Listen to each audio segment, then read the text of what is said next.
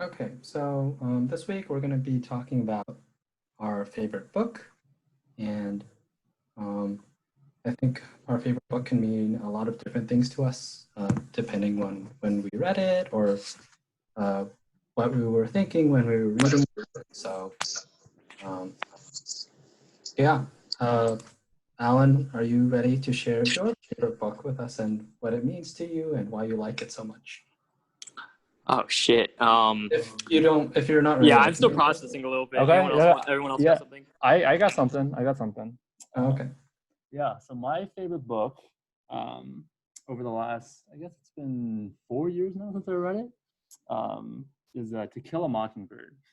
I think I mentioned this in like a previous episode too. It was like when we talked about our favorite story. Yeah, like How to Kill a Mockingbird is one of my favorite books. But yeah, just like as a novel, I was very moved by it.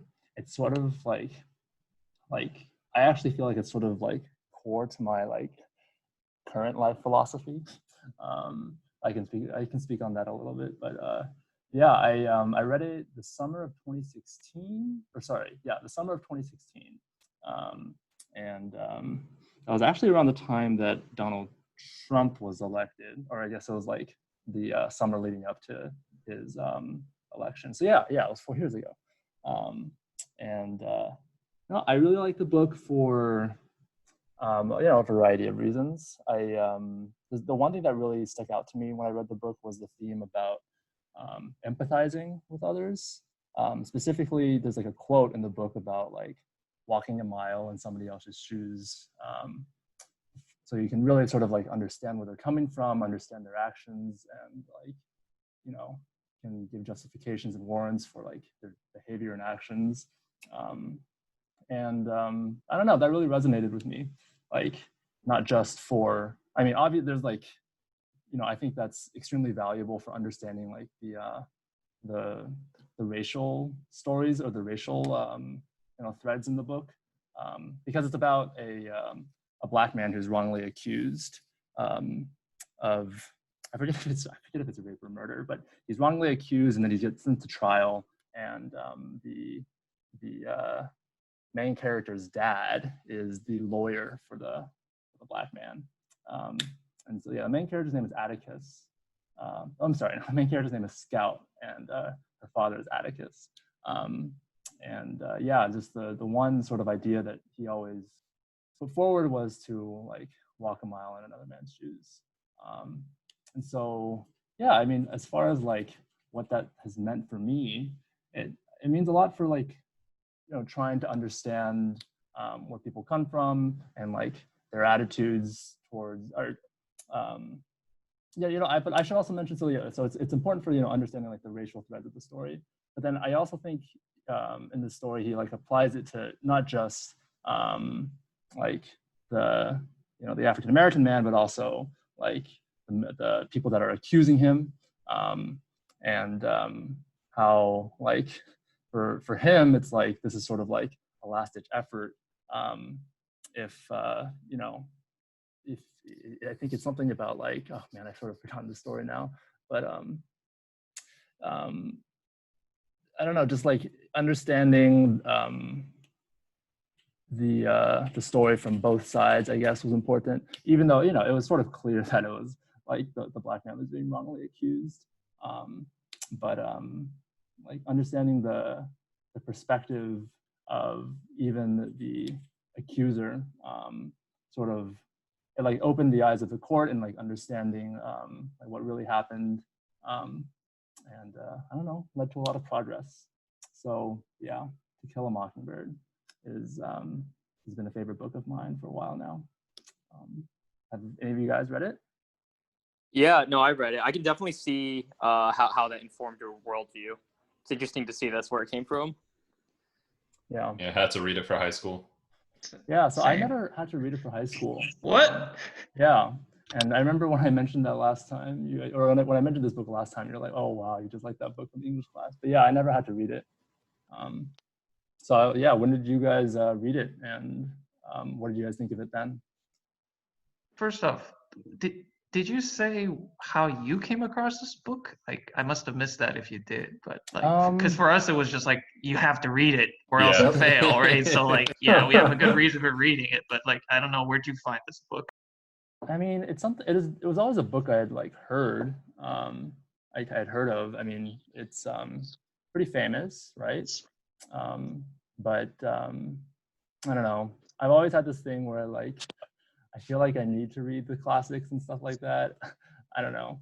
I think I've sort of evolved past that a little bit, but certainly when I was younger, I always like I always thought I was whatever more educated or something, like reading I classics. mean, it's and not stuff like bad. that. You'll understand. You're like more in the know for like different expressions and phrases. Yeah. And So you basically just like took a trip to the library. You're like, you know what? I'm gonna get To Kill a Mockingbird today. Well, I was like then you maybe got on it. my.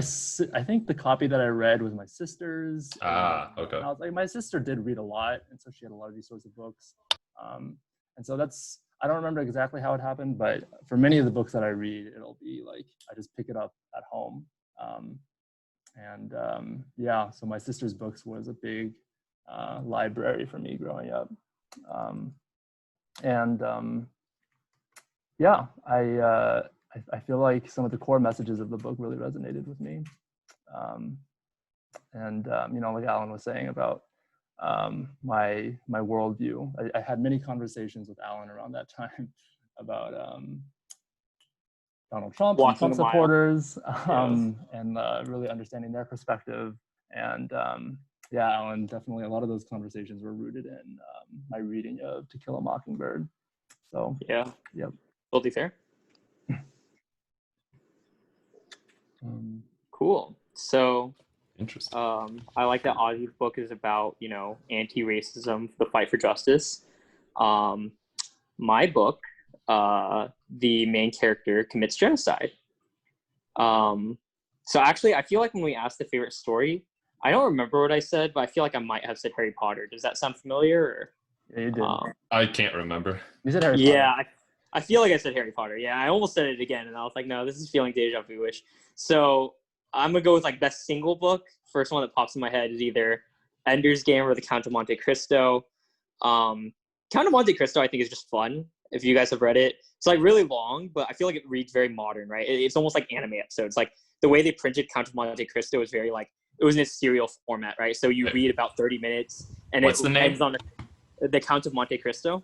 It's so It's good. like an old classic. It's pretty long, but every chapter ends on a cliffhanger, so it makes you want to read the next one, right? So it's not like super high-minded literature. It's just a man's like journey for revenge. It took me 3 tries to finish that book because it's so long. Yeah, I found it. I finished it on like a trip to China, so Yeah. yeah, no, I mean I had a lot of downtime like while we were traveling and on trains and stuff. So yeah, would highly recommend that. But yeah, I'd say the one that like I think has stuck with me more over time is Ender's Game, and like have you all read it? Just I So have. good. I have not. I I've love heard that. good things. Yeah, I also feel like that was a book that a lot of people assigned in school, but I actually never got assigned it in school. I just read Ender's Shadow first, which was like a tag along book, and then I was like, oh, this is good. Might as well try Ender's Game. So Ender's Game is basically about this kid named Andrew Wiggin, and they call him Ender, and he is put in this like military training camp in space, and they're basically training Earth's best and brightest to fight against this extraterrestrial invading force called the Formics, I think. And you know, over the course of the book, you find out that they're like all prodigies. They're like the 1% of the 1% intellectual ability. And they're being taught all of these philosophies and strategies. And finally, they get put in this insane simulation where he competes day and night for like days or something against this like simulation to prove that he's ready. And eventually it ends in him completely wiping out the enemy in the simulation. He was like, wow, we actually did it. And him and all these kids basically finish the simulation. And the twist is that it reveals that the simulation was actually real and that he had sacrificed, you know, thousands and thousands of men in these ships, you know, light years away to blow up the entire enemy planet of the insect enemies, right? And so he found out that he had committed xenocide, right? Like like, you know, elimination of like the strangers that they had encountered, right? And so basically that ends up having to deal with him having to contend with this like horrible evil that he'd done, which I think kind of paralleled another murder that he had done earlier in the book. They made a film about it, but that's kind of long and short. A genius military boy commits genocide and saves his planet, right? And then beyond that, like, you know, once he realizes he committed genocide and won the war, at first he's a hero, and then the further twist they go is like, part of the reason he's able to is because I think at some point he gets in contact with like an alien baby, which is a queen, and the queen, you know, communes with him and talks to him, and she's like, look, I get why you had to kill us, but look, here's why we started killing all first.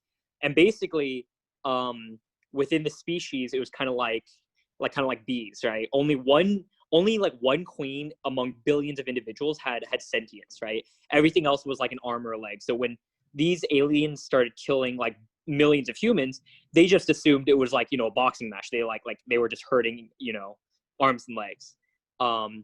And so when the humans struck back, they struck back at like the core where all the queens were on a homeworld, and basically eliminated all the sentient life except for this one queen, right? And so essentially the aliens were unknowingly committing, you know, evil because of the difference in their biology and sociology, and the humans in Ender's form was unknowingly committing evil because he was, you know, behind a hologram. And then I think I'm not sure if it's in this book or follow-up books, but then everyone looks back on Ender, and even though, yeah, he did technically save the world and won the war, when they look back, they look at him like Adolf Hitler, right? Like he gets to experience the future because he goes into light speed. And so when he looks back at his legacy, everyone remembers him as the Xenocide, right? Worse than Hitler, the guy who eliminated the only sentient life that humanity had ever encountered in all their travels in space. And they had not encountered anyone since. So yeah, pretty interesting book. Sorry, I probably spent too long on the summary.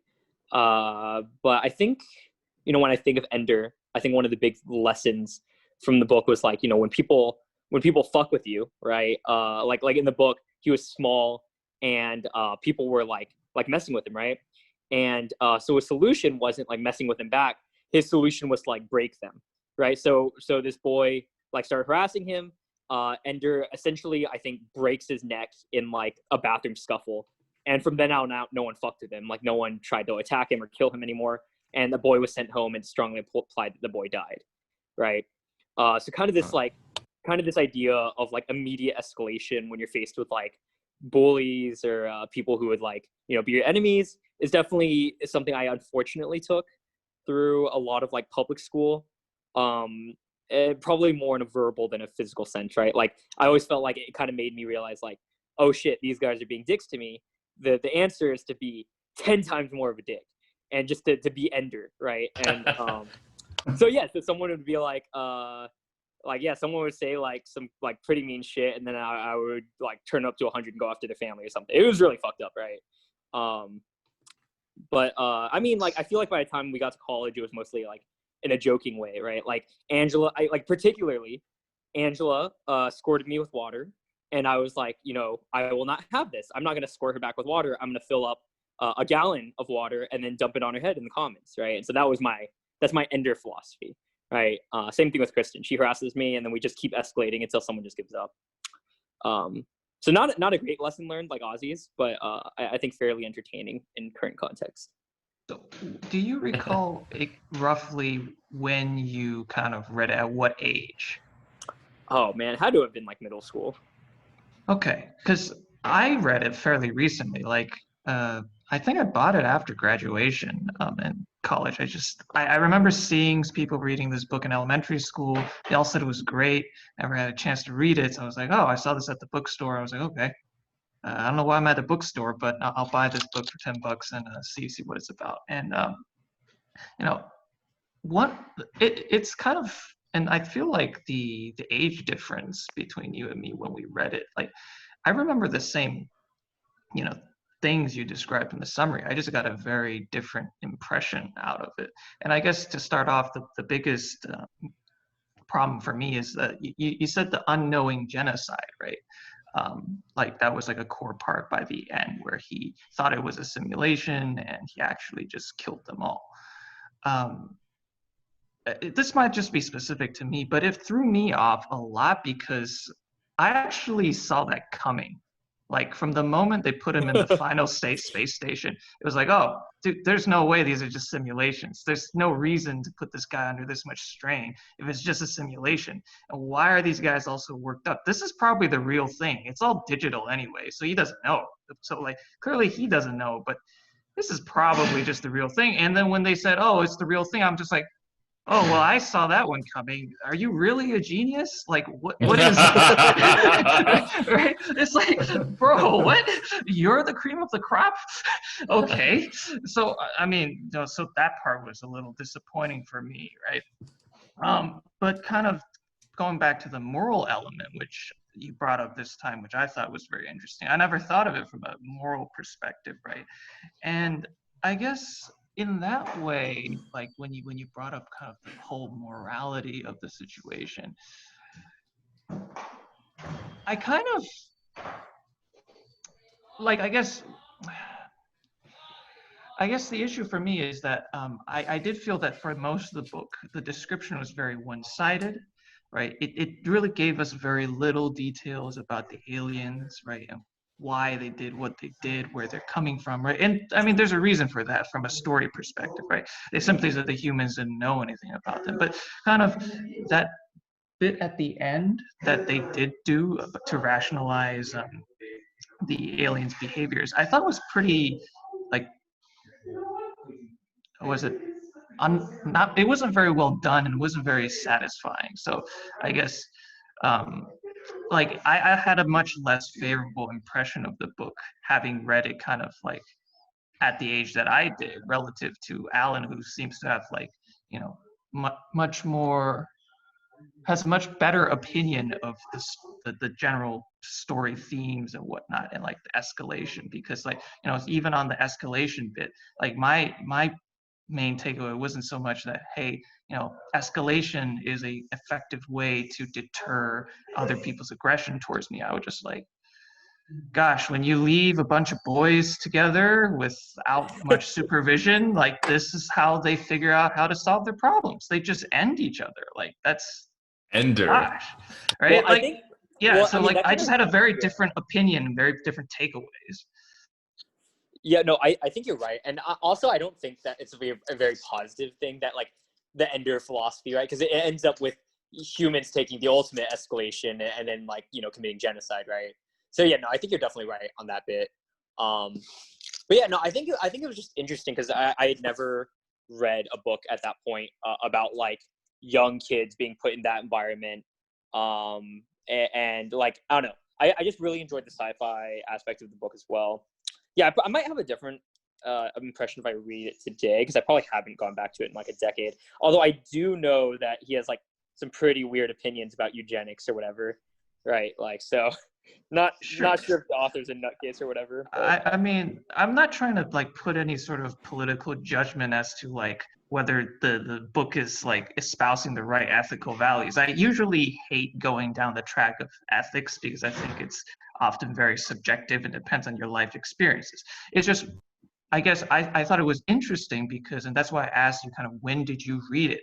Like, obviously you and I are not the same people. We're not going to get the same things out of the book at any given time, but it's, I wonder if, you know, considering how often I saw it amongst my peers being read at a young age, that this is a book that has greater appeal to a younger audience, but may not necessarily age super well. Right? yeah, you don't see it on a lot of adults like must-read books, you know, but you certainly see a lot of kids read it for sure. Yeah, so that was kind of the main thing I was trying to get at, is kind of like, hey, you know, what you got out of it kind of really makes a lot of sense given when you read it. And then on the flip side, like you know, I think a big reason why I got a lot different out of it wasn't necessarily just kind of we have different values, but also because, like, you know, given the age I read it at, a lot of my values have already been formed, and I'm very skeptical and judgmental by nature anyways. So you know, like, these two combinations just give a very different experience, even though we really read the same thing, right? It's kind of, you know, plays to that general motif of like beauty is in the eye of the beholder, and art in general, just kind of like you can see the same thing, but you don't see the same thing at all. Yeah, for sure. Damn, well put, Kevin. That was nice. Any other thoughts on Ender's Game? It sounds like they could have solved their problems having a biology class on the other Yo, species. one big highlight too, in terms of like the fun sci-fi part, was like they basically had like laser tag in space, but like, do you remember that part, guys? Like, Yeah, you like yeah. float in Like, 0G. then they Yeah, freeze up once they like tag your shirt or something, right? yeah, and your like legs freeze Also, it's up like if they hit freeze you. tag. Yeah, it was like freeze tag except with guns and in 0G. It That seemed sounds insane. lit. Yeah, God, that part, like, so fun. And then like right after that, he like kills another child. So, a lot give and take in that book. Oh, people actually died during that exercise. Never mind. That doesn't sound No. fun. People didn't die. No. He Oh, killed the kid in the okay. bathroom. Okay. Yeah. All right, what y'all got? All right. So, if you guys don't mind me expanding the book definition a little bit, because I don't read books too often these days, I was gonna suggest Kingdom, that manga that Alan recommended to me. Let's I've been go. spending a lot of time reading that, and I want to emphasize the reading aspect of it.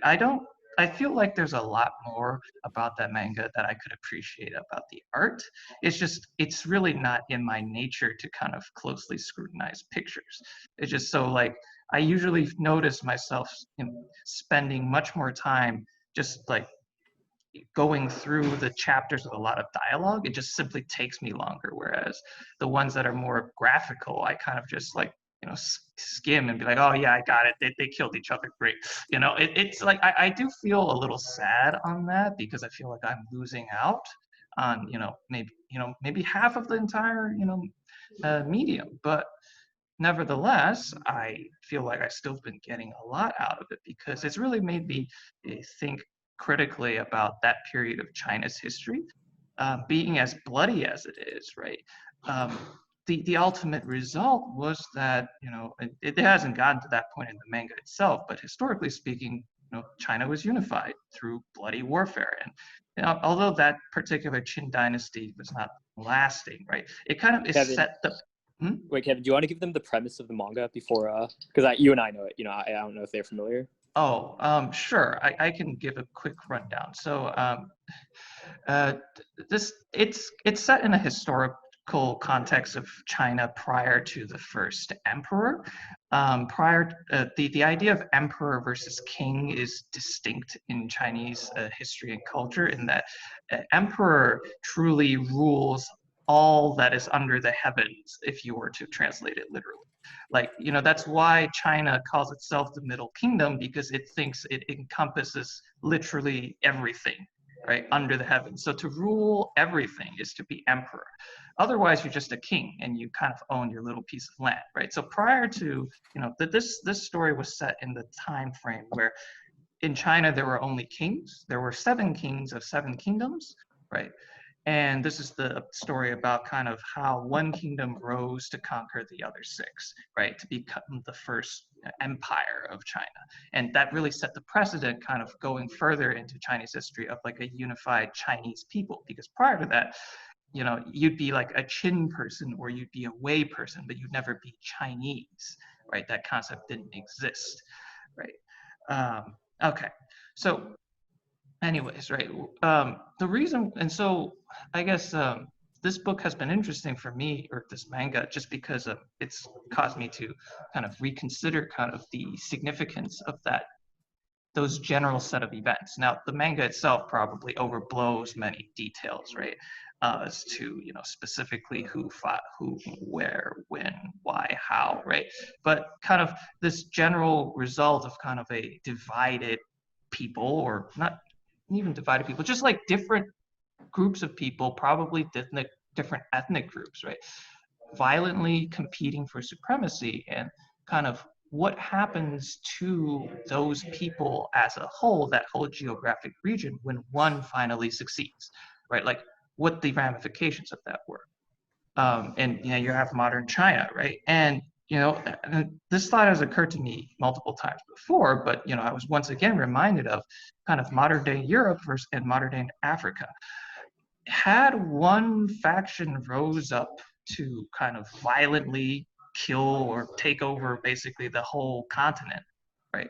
how much of a different geopolitical sort of environment would today be in, and would the citizens of that kind of new, you know, geography be better off or worse off relative to kind of their real counterparts today, right? Like, I don't have a great thing to kind of, you know, historical event that I can point to help me think about what that would look like for Africa. But I think the closest thing we've had like that in Europe would be kind of either during World War II or kind of in the immediate aftermath, right, where kind of large powers kind of took over large swaths of land and essentially unified it in some way, right?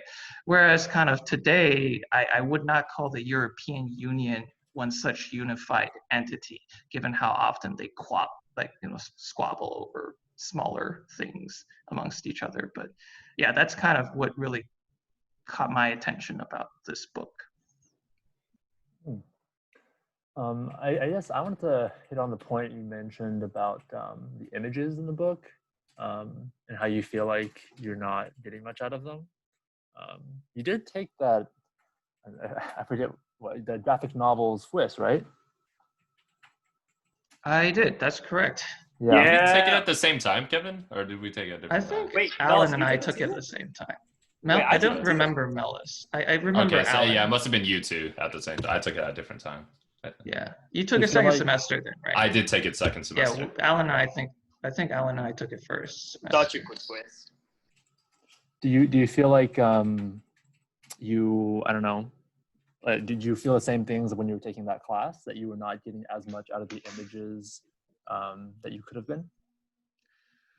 So if my recollection serves, never in any of my essays were the images a true focal point. They would be discussed in passing where like it was obvious that there were some, you know, symbolic element or whatnot, but it was never the focus of kind of what I was saying.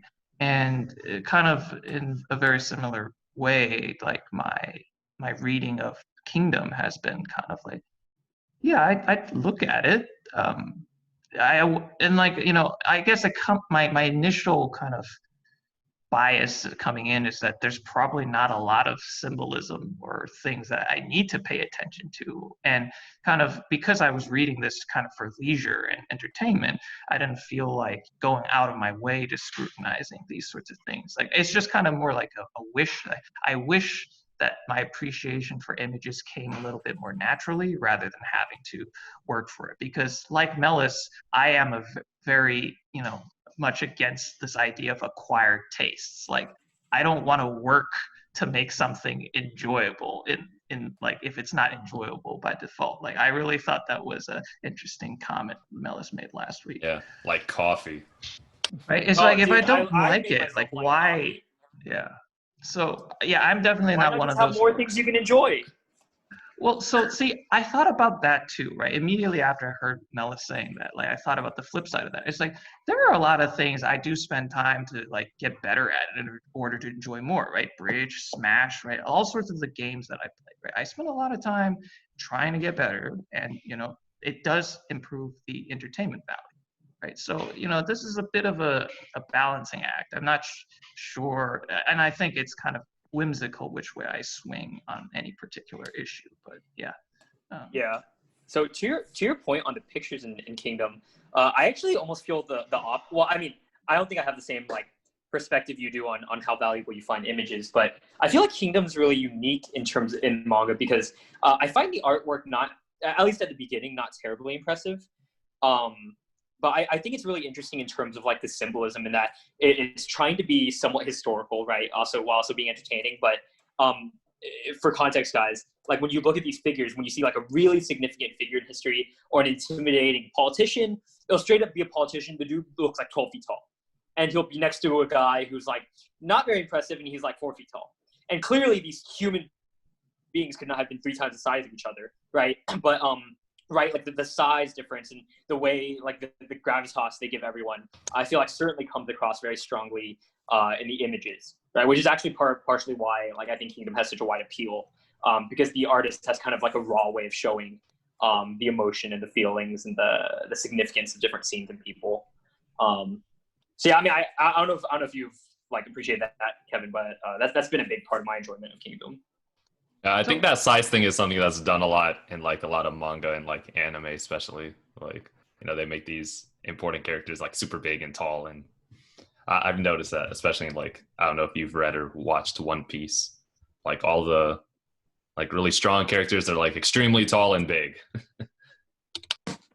So I haven't had such a strong impression of that. Like, I do know that in text that a lot of characters mention this idea that they feel a lot of pressure coming from someone. Like this great general just exudes a different kind of greatness that other minor characters don't. And I kind of empathize with the main character there in that I don't give a shit about that. Neither does the main character. It's just kind of like, I'm here to do what I'm here to do. Let's get down to business, right? I don't really care about this pressure. Now, the main character does recognize it, that pressure, and tries to like be more cautious sometimes when he realizes that this is a worthy opponent, but kind of other people kind of get stunned by it almost. And like, like, so that kind of extreme difference of 12 feet versus 4 feet, like I didn't pay too much attention to that. It was just like, okay, this guy's the prime minister, like he's supposed to be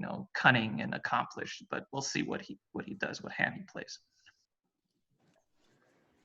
All right, we Kevin, should I also move wanted on to to the ask- next person, maybe.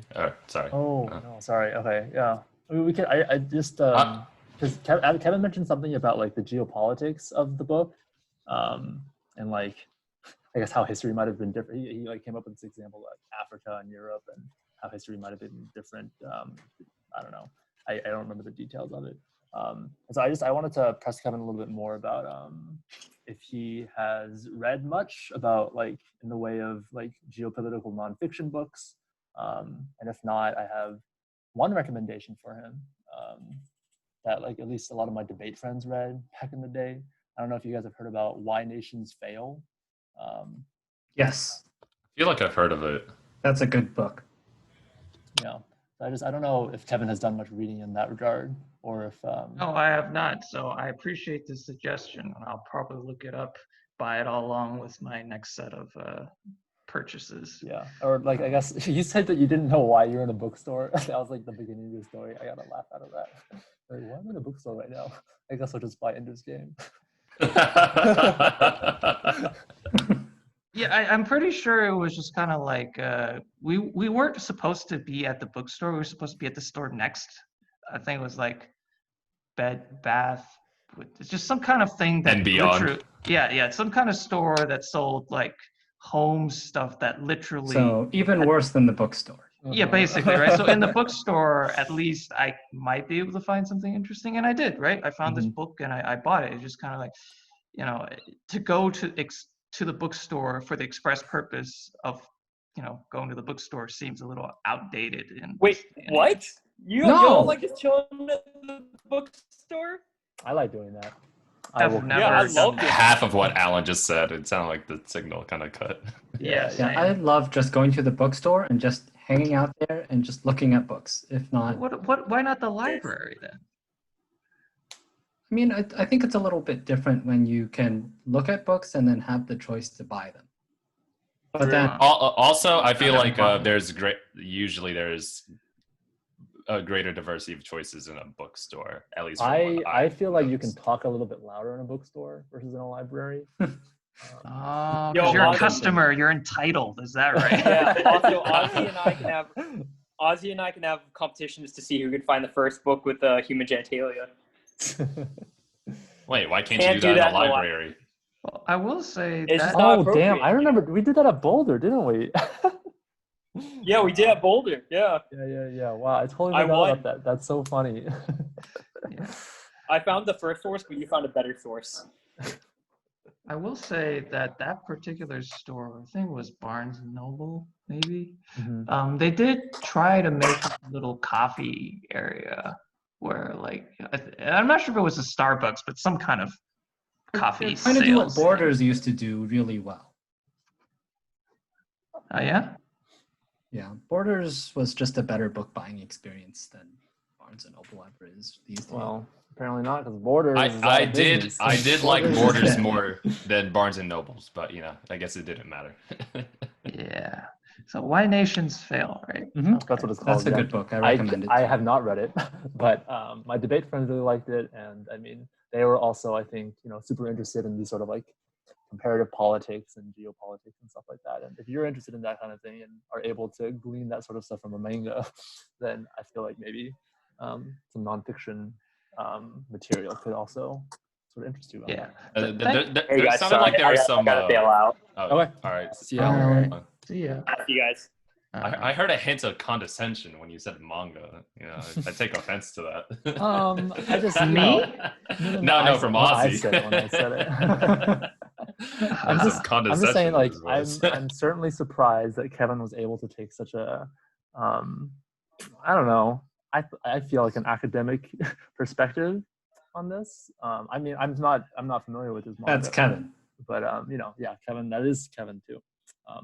And I guess I was just saying that maybe he could pursue this a little bit more academically by reading some nonfiction material. About Yeah, and I guess the other thing that philosophically that kind of came up in this is kind of that thing about kind of unifying China, right?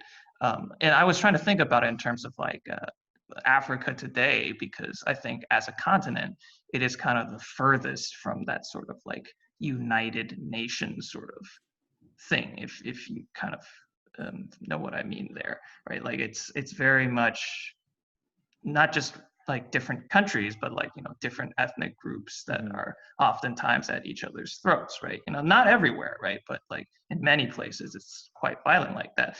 And I would say that in the depiction of China in the manga, that was pretty much a very similar sort of world that people lived in, right? And assuming that that's accurate, right? Kind of in the post unification war world, a lot of that disappeared because everyone assumed the same kind of national identity almost, right? But I'm just kind of the interesting thing to me, before I guess we move on from this topic, is that sense of unity real? And the reason I say that is because oftentimes what would happen when a nation conquered another one is they would engage in ethnic cleansing, right, to some degree. And I don't know how prevalent that was in China's case, but like if kind of the way you achieve unity is by literally eliminating all people not part of your kind of group, then is that really like unity? It's more like just unity by default because you eliminated all non-components of your set, right? So like in that way, like I don't know, it's just kind of like I think anyone would prefer to live in a world that doesn't have kind of people at each other's throats day in and day out, but kind of I think it might be a little bit too hasty of a conclusion to say that unity is somehow inherently better, because like if there were only one type of people in this world and there were no differences, yes, I think that's kind of achieved by default. I'm not sure if I articulated that line of thinking particularly clearly. No, I mean, nonetheless, it is this must be very good manga if it makes you I don't know, think about things like that. So it's called Kingdom? Yes, that's right. Kingdom. Okay. All right, who would like to go next? I'll go. Yes, please. I'm still thinking. Okay, perfect. This is actually also a book I was assigned in high school. It's a book called Man's Search for Meaning. And Man's Search for Meaning is written by a Jewish, I want to say a psychoanalyst, who was imprisoned in the Auschwitz concentration camp during the Holocaust. And it's a book that talks about his experiences as a prisoner and his observations of what was going on the people around him. And the interesting thing about this book is that one of the major controversies surrounding it is that the author, Viktor Frankl, he purposely tries to distance himself from the suffering of the people around him in order to find some semblance of objectivity. And that's actually one of the main critiques of the book, in that because he's also part of that same experience and he's suffering alongside those people, his claim to objectivity is somewhat weak. But in any case, the book kind of ties into how you find your calling in life and how you find something that keeps you going till the next day or till the next year, or till the end of your life. And it's based off of his observations of what he thought people did in order to survive in the concentration camp. So he would think that some people who gave up on life ended up dying faster, whereas people who clung to some sort of goal or some sort of meaning in their lives, whatever meaning they found, those people tended to survive. So that's a pretty controversial claim, but the reason I really liked this book in high school and all this time after is that it talks about how you find meaning in life, and it can be in one of two ways. You can either make your own meaning, which talks to free will, or you can find it, as in it's more deterministic. It's already been laid out for you. You just need to find it. So it's a book that's informed my response to a lot of the challenges I've faced, and it really does kind of inform how I run much of my life. So I did read it again 2 years ago and came back with a more critical look at the book than when I first read it in high school. So it kind of speaks to how we've all talked, some of us here have talked about books that we read when we were much younger, and then we read it again and we come up with different opinions, probably because we've matured as thinkers in that time. But yeah, it's a really good book. It's not very long, so you guys should read it too. David, so a question about kind of how the story went then. So the folks that kind of found meaning and didn't die off early, what was their eventual kind of fate, I guess? Like what happened to them? Did they make it out, or? Yeah, so he says that they were able to make it out. So the people who didn't just get worn down or just become disillusioned, those were the people who survived long enough for the camp to be liberated. And then he doesn't really go into what happens to them afterwards because Fair enough. ends. But All right. his observation is more about the people who, in his view, seem to have given up on life and then shortly afterwards just died. And that's actually extremely controversial because the historical record shows that that's not actually what happened. It's actually a myth that the people who died had died because they gave up. So, wait, did you say that this was meant to be like historical fiction in the sense that he kind of was a first-hand kind of person who kind of experienced this sort of thing, was writing about something similar to his experience, or was this purely kind of from his kind of imagination? No, this is nonfiction, or at least told from his perspective, which is flawed, but he's not made anything up. Oh, okay. So because he was alongside these other people, it's his recollection of what had happened. Mm. It's his way of trying to square everything together into a framework to explain why some people died, other people survived, and some people seem to, find something within themselves that made them go stronger the worse the conditions were. I see. Okay.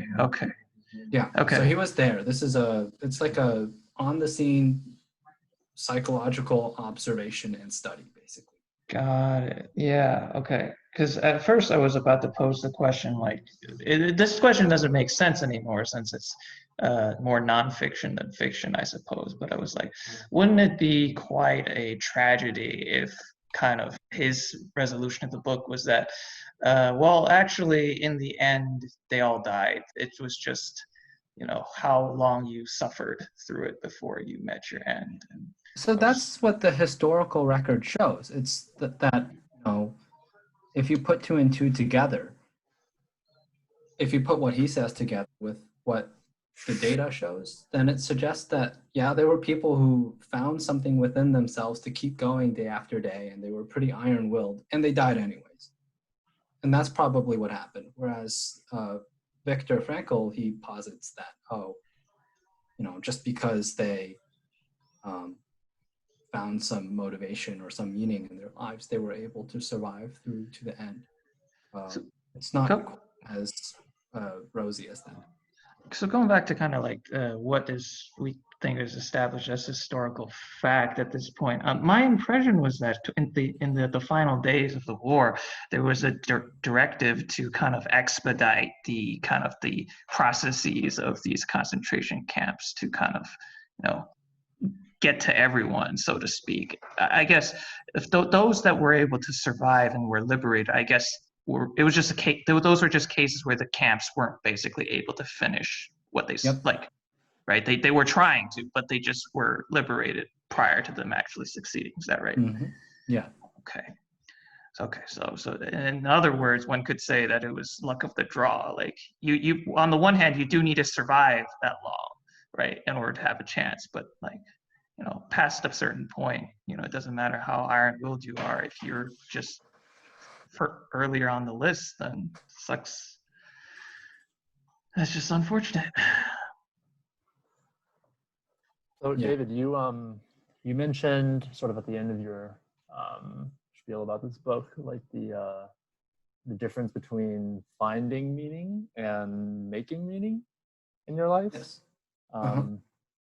And okay, so let me ask, which do you think you believe in? I think I'm a strong. So sorry, I don't know. Okay. Sort of. I'm a strong believer just now because like I heard you use the word find, like sort of like in passing, like these people found meaning, and so I don't know if I'm reading into that too much. But yeah, I guess. But yeah, you can answer the question as you'd like. So do you think you find meaning or make meaning? For me, I think it's to make meaning. Mm-hmm. Find is to find meaning. That form of determinism implies that there's some kind of fate that's already laid out to you. And I don't believe in determinism. I know that it's one of the main philosophies out there. So I believe in free will and the idea that I'm free to pick my own path. I'm free to figure out what direction my life takes and what matters to me. Mm-hmm. Ultimately, I adhere to. But I think people from other backgrounds or other cultures, they might have a different view on that, and it's perfectly valid. But I'm a strong believer in figuring it out, finding something that matters to me and then following it. And it doesn't have to be the same thing always. Mm-hmm. David, did you say you considered yourself a person who believes in finding meaning or making meaning? I was a little making. Okay. Okay, then. Okay, I got a little confused in the middle because actually, and this is probably more so because of my own views on this issue, which I kind of feel like those two are really the same thing. Like, I don't really subscribe to a serious distinction between the two, because I think meaning in itself is a kind of a human thing. It's kind of like a construct we come up with in our heads, and so like to say that I found it. Like, I feel like that's really the same as saying I made it meaningful, because it's all kind of coming from yourself. You, as a finder, like, it's almost like you've created it first and then you found it. You created it by finding it, correct? Yeah. Right. That Right. makes sense to me, yes. Yeah, it's not like there was a rock there and I found it. Like, you first have to assign meaning to that object as a rock. You first have to recognize it. kind of that way, right? And that really comes from within you. So it maybe that just goes to show that I'm also in the camp of make meaning, but in my mind, I truly think that, you know, there's no distinction there. There's no functional distinction.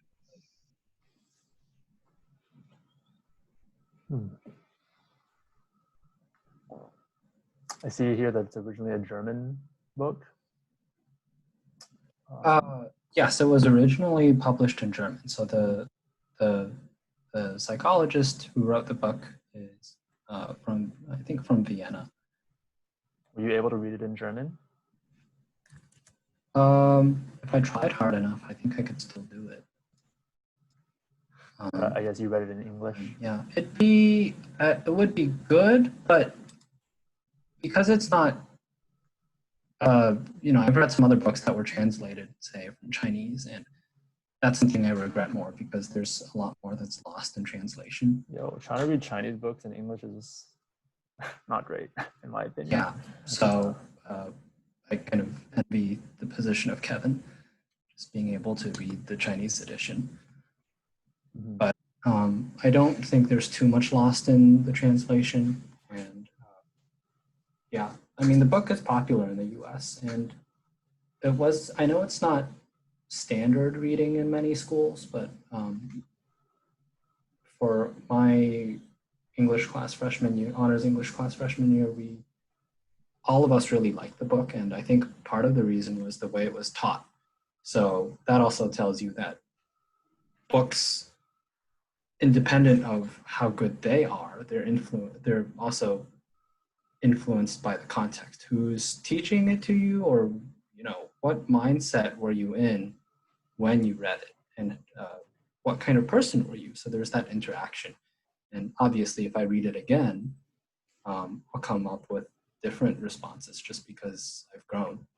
And I think that's what people said earlier with Ender's Game. And I can agree with Ender's Game. I read it in middle school and then again 2 years ago. So, David, I thought it was funny that you should mention to me, kind of as someone who might be able to read the Chinese stuff kind of in the native language. And while I'm flattered, I will say that as an interesting note, a lot of the works that have the greatest literary significance in Chinese culture, they're all from eras long gone, and archaic Chinese. the evolution of the Chinese language is an entire discipline in and of It's itself. nuts. And so, like, you know, realistically speaking, when I read those, I am reading works in translation. Like, I might know the literal character, but if you ever check how the Chinese people teach kind of ancient Chinese literature, you'll see most of the text is not the actual work. Most of the text is footnotes of past literary scholars trying to explain to you what these things mean, right? Wow. And it gets really crazy when actually it's like Inception. There's like 5 layers because we don't even have the original text anymore. We just have the footnotes of some other literary scholar who was trying to explain the footnotes of some other literary scholar like 5 generations ago. It's just like Inception. And by the time it gets to you, you're just kind of like, what?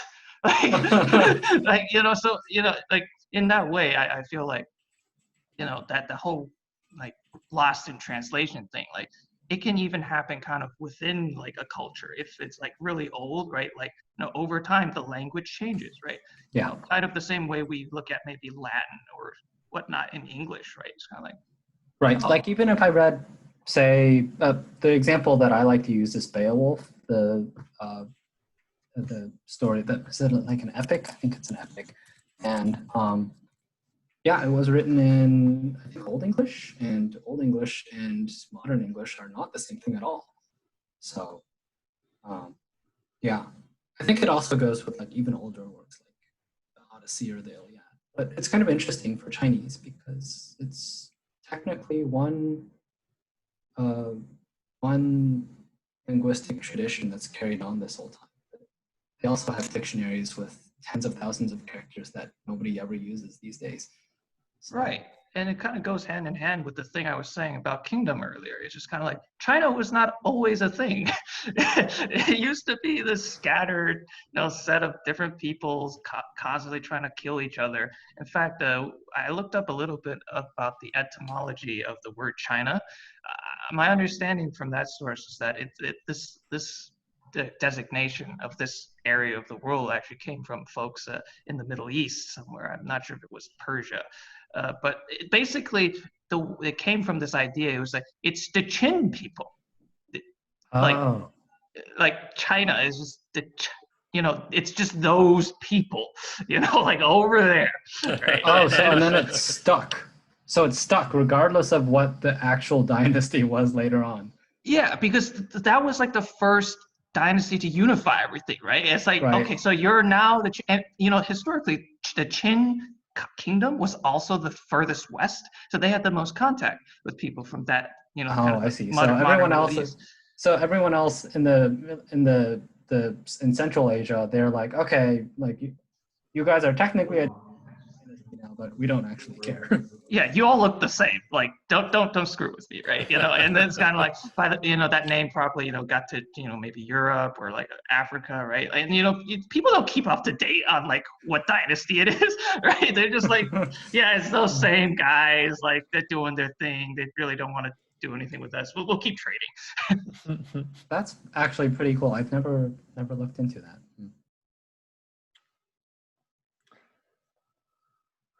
All right. Well, that's all about David's book. Melis, you got one? Yes. Okay. Yeah, I took a little longer thinking about it because I know Kevin brought up the whole manga thing, so I was thinking, oh, maybe I should do a manga or a webtoon, but I'm still gonna go with the classic book. Okay.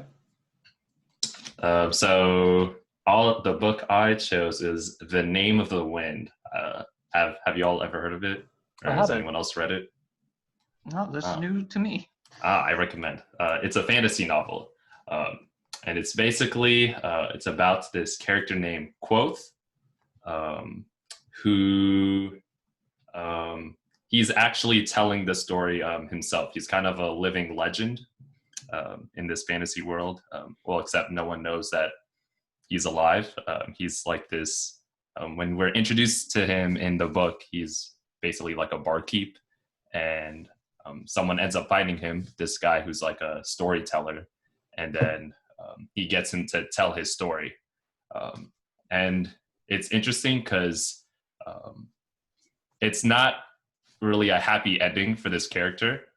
Like the main character very early on tells us, actually I don't remember where, but somewhere in the book he mentions that in this fantasy world, things are kind of in chaos. Like there's a lot of war and famine, and the character blames himself for the state of the world. So it's interesting because that it's a tragic tale, but you get to hear it from the character himself. And he starts telling the story about when he's a young boy and he basically becomes orphaned and has all these adventures and learns there's some magic involved. He goes to this school to learn magic and travels the world, and so really good book. It's one of my favorites. It's one of the few books I've ever reread. I don't really reread books that often, but I've read this and the sequel 2 or 3 times. How was the sequel? Sequel's even better. It's actually a trilogy. The third book has yet to come out. The second book came out in 2011. I feel like I got the second book around the time it came out. I actually remember I ordered it. I'm pretty sure it was through Amazon. I ordered it through something, and I remember I was really excited about it coming in the mail. I grabbed it from the mail, and I was being very protective about it when I took it out of the mailbox. I was really excited about the book, and it lived up to the expectation. It was really good. And the third book has yet to come out. Every year I check on Google, is the third book out yet? And it still hasn't come out. Actually, I'm going to read this. There's this little section that they put on the back of the book to kind of give you a little synopsis. If you guys let's don't hear mind. it. Yeah, no, All let's right. hear it. My name is Quoth. I have stolen princesses back from sleeping barrow kings. I burned down the town of Trebon. I have spent the nights with Valorian and left with both my sanity and my life. I was expelled from the university at a younger age than most people are allowed in. I tread paths by moonlight that others fear to speak of during day. I have talked to gods, loved women, and written songs that make the minstrels weep. You may have heard of me. Truly a living legend, huh? Yeah. But yeah, it's a really good story, fantasy novel. I highly recommend it. Yeah, there's a lot of, there's magic and adventure and fighting and yeah, I just think so. Wait, did you say that you sort of know how it ends? Is that what you were saying? You Like, have he was it- telling the story. Yeah, well, you don't know. You just know that the world is kind of in disarray, Mhm.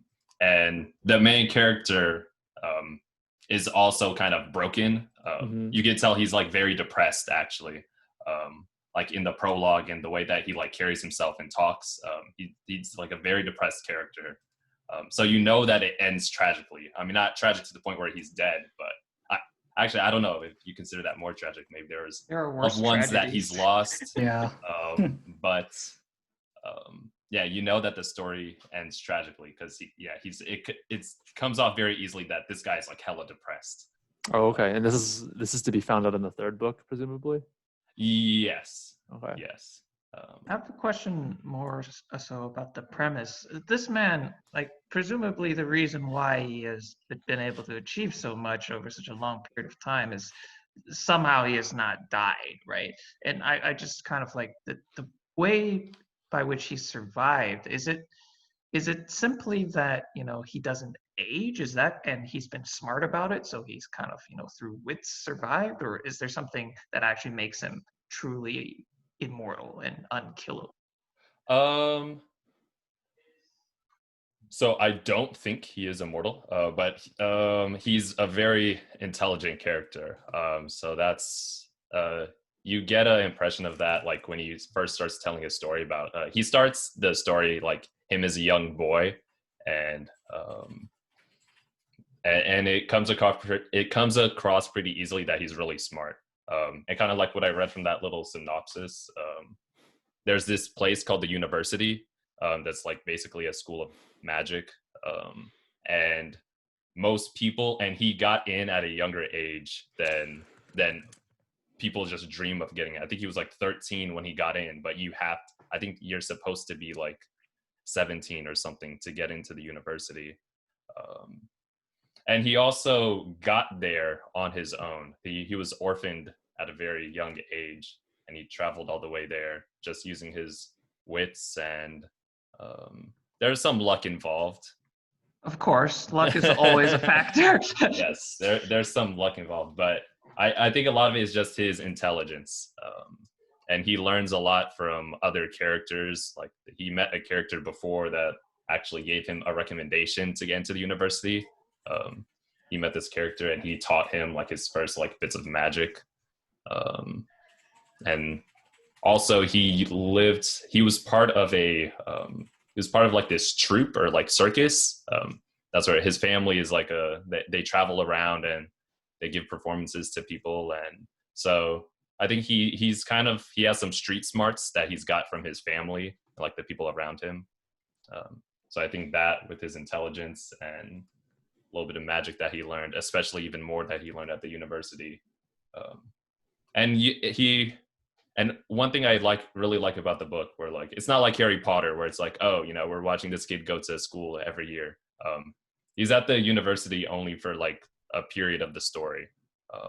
He travels around the world and like learns like other magics and like fighting styles, and becomes kind of he just learns a lot. He becomes a very worldly, I think, character. Yes, he's got street smarts, right? Yeah. Yeah. Yeah, going to school sucks. Yeah, there's a lot of times in the story. I mean, he was an orphan, so there's a lot of times where he's just like straggling for food, and he's like sleeping on roofs, and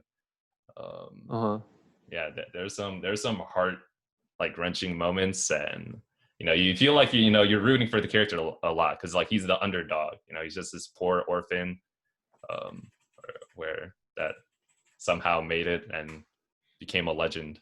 But unfortunately, it ends badly somehow, and I hope to find out in the third book. So is this guy the name of the wind? Quoth? Oh yeah, I guess I should explain the why it's called the name of the wind. So there's like this ancient magic that is in the story, where you can like basically control an element. It's something that's not very common. Airbending. That's kind of where essentially you can learn the name of different things, and he happens to learn the name of the wind, and so that kind of helps him. That helps keep him alive as well. It's something that's not very common, so he's kind of a special character. Okay. No, it's a good title. It's provocative. But yeah, I highly recommend. I mean, if you guys like the Lord of the Rings and like Harry Potter and other fantasy novels, I highly recommend it. I'm sad Alan left because I know he's also read The Name of the Wind and Wise Man's Fear, which is the sequel. I know he's mentioned to me he's also really enjoyed them. When you mentioned kind of the general premise of the book, I thought of Alan as well, because it seemed to me that in the past he had mentioned a story very similar to that which you just described. He probably has, yeah. It might be this same one. He's saying how this guy just wouldn't die. He's like a war hero. Now he's old, right? Like he's lost so many like successive sets of family and people that are close to him because they've passed on, and he's still around. Not sure if that started to diverge. But one thing I wanted to circle back to that you mentioned is kind of as you were introducing the character, one thing that kind of, even in the kind of blurb on the back of the book you read, that he listed out as kind of like an achievement was that I was expelled from the university at an age earlier than most people would get in, right? It's just kind of to say kind of he's smart, right? But yeah. Oh yeah, he's very conceited too at it. Sure. That's fine. And the thing I wanted to talk about though was more so, is that really a good thing and an achievement? And the reason why I asked this is because I've heard stories of and interacted with people who are also in this case who are kind of ahead of the curve, so to speak. They're younger than most of their peers, kind of in the same capacity or occupation, right? But I've noticed, especially in a school environment, that this comes with the drawback of a lot of times that person seeming to be much less mature than their peers and being unable to fit in and really interact with them on any level other than an intellectual or academic one, right? And in all other facets, whether it be kind of physical development, right, in sports or kind of like social, I don't know, skills, whatnot, they lag behind in all the other facets. And then overall, that just makes for a much more miserable kind of school experience than they needed to have. They could, in my view, they would have been much better off to just stay kind of with their age group and maintain that intelligence of theirs. I don't think that necessarily that you have to go to the university immediately, otherwise you lose your edge, right? But like, what do you guys think about that? But the overachieving is a bad thing. I wouldn't call it saying overachieving. It's just like this whole idea of like expediting your kind of progression through the system. So kind of taking an express route. Yeah, like is that really like what you want? Because well, this guy maybe he won't die because he doesn't age or something, right? Most people it's kind of like, where are you in a rush to? We all know how the story ends, right? It's more about like what you do along the way, isn't it? Yeah, sometimes you got to stop and smell the roses. I mean, I totally agree with you, Kevin. I do think I've met people like that, who, yeah, I don't know. I feel like they're usually like young for their grade or something, and it's because they like skipped their grade when they were younger or something like that.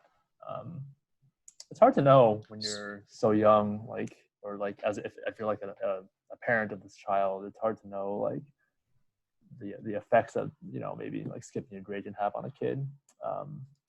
But yeah, I don't know. I think I do agree that maybe the general mindset of trying to get this done as quickly as you can is, I don't know, sort of reeks of impatience. maybe. Problematic.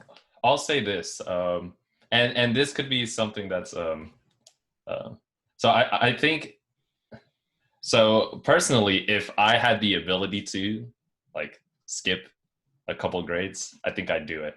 Oh, really? Yes, and that comes from more of a like kind of a socioeconomic kind of background. You know, the faster I can graduate, the sooner I can get income and help my family. Yep. You know, I think I know I've talked to people before, and a lot of them say, "Oh, I miss college," and I'm like, "Yeah, I miss the good times, but I like making money." You know, being able to help my family, help my mom out. So, and I think that's something similar with the character in the story too. He was an orphan and he was poor, you know. So this place was kind of became a home for him, kind of like with Harry and Hogwarts. It was similar to that, where you know this was a place that like he could call home, and it was somewhere where you know he could gain talents that he could use to like you know not be you know homeless and like hungry. Like he stayed in a dorm. He was able to like make money. Like he was like there was this one class he took where he like basically made equipment and he sold it, and he made like magical equipment and sold it, and you know he was able to get like really nice things for himself and get nice room and board and get himself I can't remember what the instrument is, but he plays like this a violin or something, but yeah. So I think depending on people's economic situation, like I said myself, I would definitely skip a couple grades if I had the opportunity. Okay, fair. And you know, Melis, I totally agree that these sorts of factors in an actual person's experience are really influential on Right. their decisions. However, I do also feel that this is kind of saying I'm willing. It's more of saying that I'm willing to make that sacrifice in terms of kind of feeling socially awkward potentially, right? By being not fully mature, because I get something in return. But that experience of being young amongst your peers is not inherently desirable, is it? Right? Like even in your situation, right? It's kind of like I understand there are more important things than kind of my personal comfort, right? And I'm willing to sacrifice that for better things in return. But I guess my perspective at the beginning was more just like, how do you feel about just inherently, right? Because some folks would be like, yeah, I'm like a genius. Like, I'm only 5 years old, but I'm going to Caltech or something.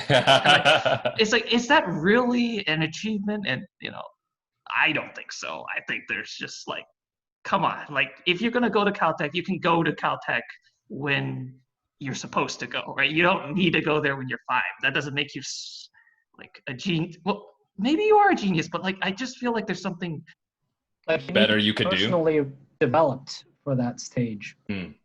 Yeah, because I feel like it's not just about intellect, right? Like absolutely, person, right? Like and putting yourself kind of a 5-year-old in an environment where you're mostly dealing with 20, 30-year-olds, I think it's just giving yourself an unnecessarily hard time. Like, Yep. Absolutely. In the context of the story, I don't think it was his age that gave him a lot of issues. I think it was his status, because a lot of these people that went to this university had very high social statuses, and so I guess it was because of his image, like his age, that he was kind of hot-headed. So he butted heads with some of these really pompous and arrogant people a lot, and that got him into trouble a lot of times. But yeah, it's a great read. If you guys are into fantasy novels, I highly recommend. You should check it out. Yeah. Is it a long book? It is 700 pages. Holy moly. Okay. Yeah, it's a long book. And the second book is just as long. Actually, it's a little longer. It's like 900 something pages. just means you get to enjoy the story for a longer Yeah. period of time. Yeah. So unlike, I don't know if you guys feel the same way, but I don't know if you guys have read Aragon or Lord of the Rings, but I feel like those books, there's sometimes there's just like, I don't know, the story felt like it took too long, in my opinion. And you don't feel like that for this. Yeah, I don't feel like that for The Name of the Wind or the sequel. I feel like both of those books like take just so long to tell the story, and especially Aragon, I remember there's pieces where they're describing like the forest and like the environment, like talking about like each tree and like the leaf, and I'm like, this is just like too much detail, bro. Like, Draw a picture, I bro. don't Make it a care. manga. Right? Yeah, picture speaks 1,000 words, right? That's why I'm worried I'm missing stuff, you know, in all those pictures. Think of how many thousands of words that could have been. Right. All right. Well, does anybody have any closing thoughts?